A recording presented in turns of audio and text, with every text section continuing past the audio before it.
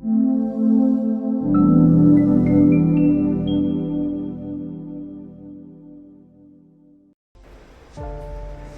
Bapak Ibu Saudara yang saya kasihi di dalam Kristus. Berjumpa kembali dengan saya pada hari ini. Saya ingin membagikan berkat firman Allah kepada Bapak Ibu Saudara.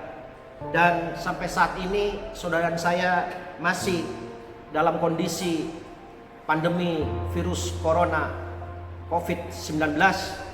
Dan saya percaya mujizat Tuhan itu masih ada.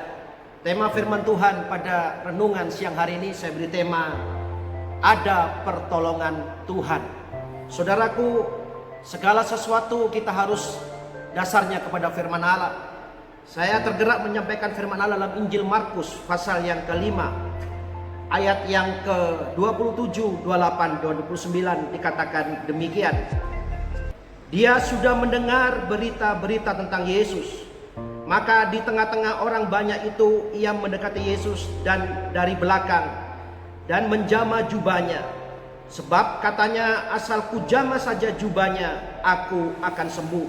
Seketika itu juga berhentilah pendarahannya dan ia merasa bahwa badannya sudah sembuh dari penyakitnya. Saudaraku, ayat yang baru kita baca adalah satu kisah kejadian yang benar. Dan ada seorang perempuan yang sudah 12 tahun mengalami pendarahan.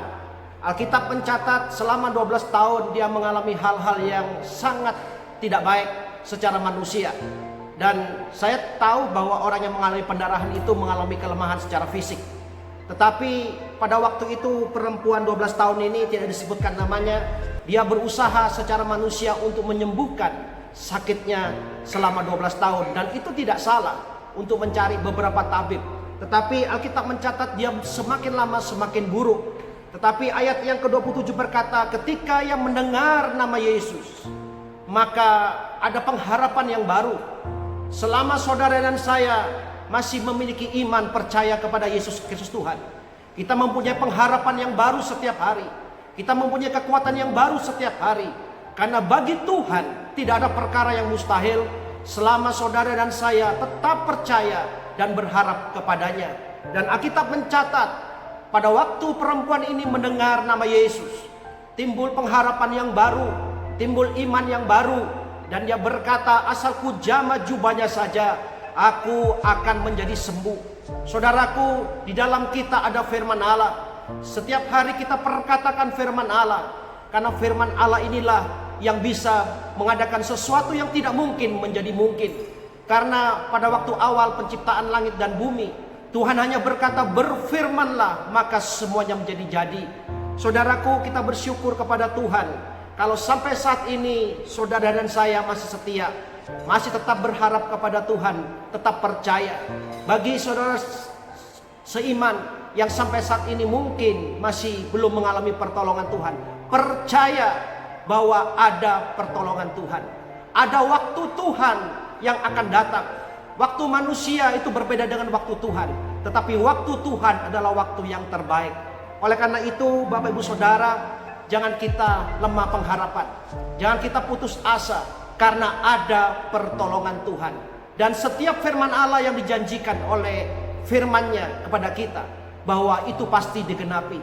Perempuan 12 tahun ini, saudaraku, selama hidupnya dia diisolasi, mengalami hal-hal yang tidak baik, bahkan dikucilkan.